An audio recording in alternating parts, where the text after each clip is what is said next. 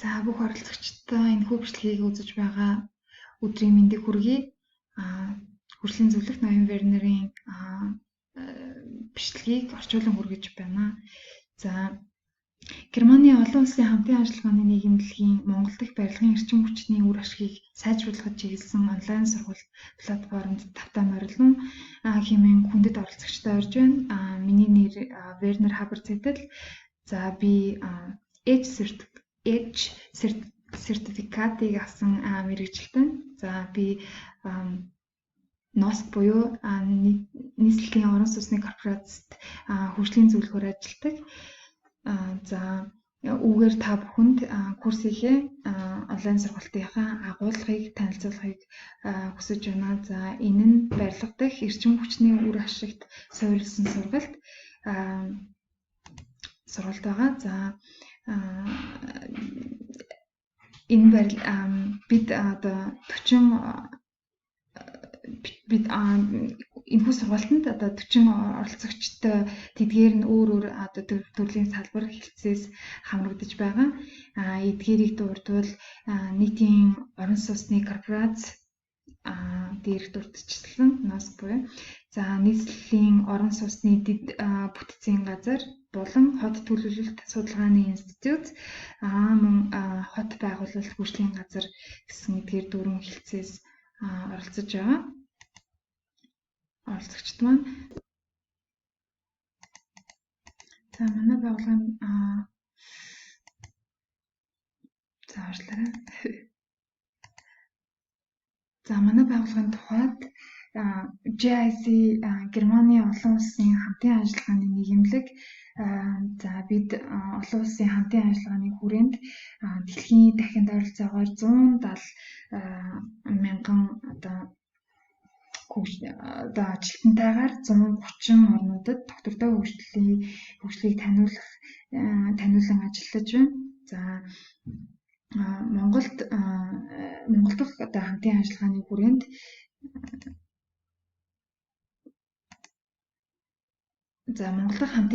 хүрээнд нийгмийн одоо хөгжил одоо доктортой дэд бүтэц хүрээлэнгүй орчин болон цаг агаарын өөрчлөлт эдийн засгийн хөгжил болон ажил эрхлэлт гэх мэт хүрээнд за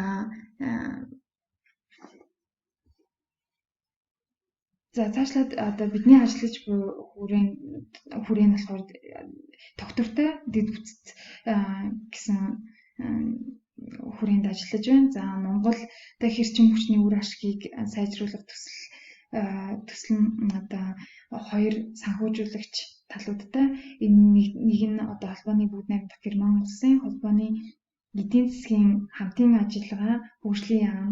За хоёр том Швейцарын хөгжлийн агентлаг гэсэн хоёр санхүүжуулагч талуудтай ажиллаж байна. За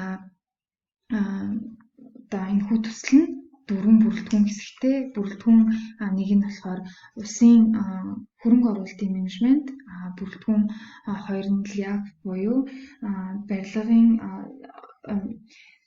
орон нутгийн эрчим хүчний үр ашгийг үйл ажиллагааны төлөвлөгөө. За бүрэлдэхүүн 3 нь барилгын чадамж болон сургалт. Бүрэлдэхүүн 4 нь одоо нөхөн сэргээлт ба инновац гэсэн бүрэлдэхүүн хэсгүүдтэй. За мөн бүрэлдэхүүн 3 дээр одоо бүрэлдэхүүн 3 буюу training and capacity building буюу барилгын чадамж болон сургалт дээр би ажилладаг. За энэ нь болохоор нийтийн орон сууцны корпорацид барилгын чадамж болон сургалтын зөвлөгөө өгөхөд одоо чиглэлэн ажиллаж байна. Бидний зорилго бол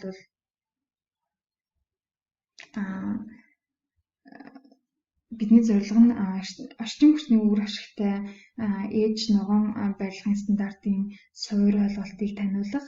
За Монголд Монголд барилга байгууламжид дахин боловсруулах технологиг суйрлуулах, Улаанбаатарын сэргээгдэх эрчим хүчний боломжит их үүсвэрийн талаар мэдлэг олгох болон олон улсын ногоон барилгын стандартын дизайны програм хангамжийг илүү үр ашигтай загварыг боловсруулахад ээж програмын давуу талуудын зарчмуудыг таниулахад ашиглаж байгаа. За мөн барилгын хүрээндх ээж практик хэрэглээг таниулахад ашиглаж байгаа юм аа.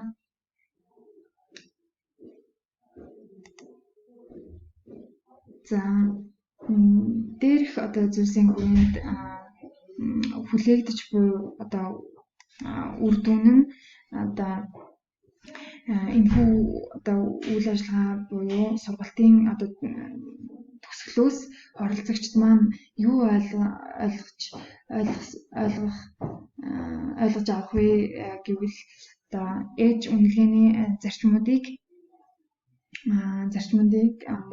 одоо байгаа барилгуудын үйлчлэлтийн талаар мэдлэгтэй байх мөн түүний ашиг тус одоогийн сэргээн засварласан барилгуудын давуу болон бэрхшээлтэй байдал мөн Монгол дахь барилга байгууламжийн эрчим хүчний хэмнэлтийн талаарх үйл ажиллагааны хууль тогтоомж зохицуултыг авч үзэх, Улаанбаатарын сэргээгдэх эрчим хүчний зохицуултыг даах гэх мэт зүйлүүдийг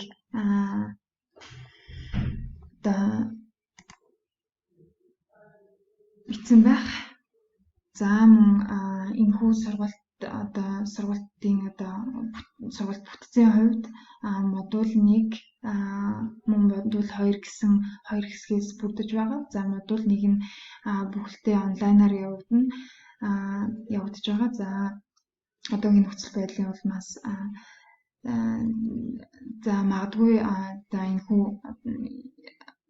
энэхүү сургалт маань зарим энэхүү салбар дээр ажиллаж байгаа хүмүүст уйтгартай байж магадгүй. Учир нь энэхүү зүйлийг аль хэдийн мэдж байгаа бол бусад хүмүүсийг зарим хүмүүсийн нэг төвшөнд ойлголттой болох үүднээс явагдаж байгаа сургалт юм аа. За модуль 1-ийн эхний сэдв барилга байгууламжид эрчим хүчний үр ашиг. За хоёр дахь сэдв маань эрчим хүчний суур ойлголт гэх сэдвүүд дээр явагдана. За гурав дахь хэсэг маань сэргээгдэх эрчим хүчний сонголтууд. За дөрөв дахь хэсэг маань ээж програмтай холбогдох эрчим хүчний үр ашигтай зураг төсөл гэх эдгээр сэдвүүд дээр явагдана. За модуль 2-д нэгдүгээр сэдв нь ээж софтвер буюу програм хангамжийг танилцуулах. За хоёрдугаар сэдв нь барилгын үйлчлэлтийн бэлтгэл төслийн хүрээнд. За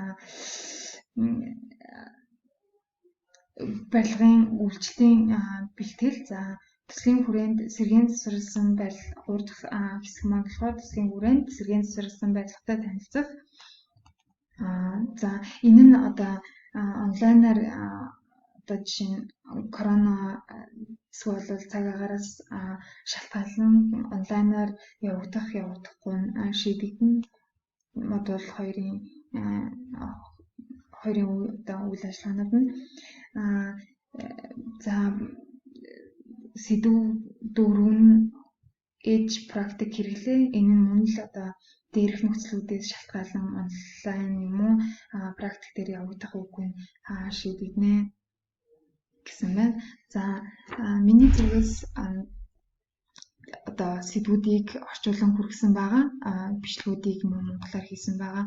Магадгүй энэ англи хэл дээрх нь анхны орчуулга болохоор магадгүй маш олон алдааг гаргасан байж болно. Тийм учраас гэхдээ алдаа гаргахгүй хичээсэн байгаа. Олон алдаа гаргасан бол та бүхнийг ойлгож хүлээн авах уу хэмээн хүсэж байна. За та бүхэндээ амжилт хүсье. Анхаарал тавьсанд баярлалаа.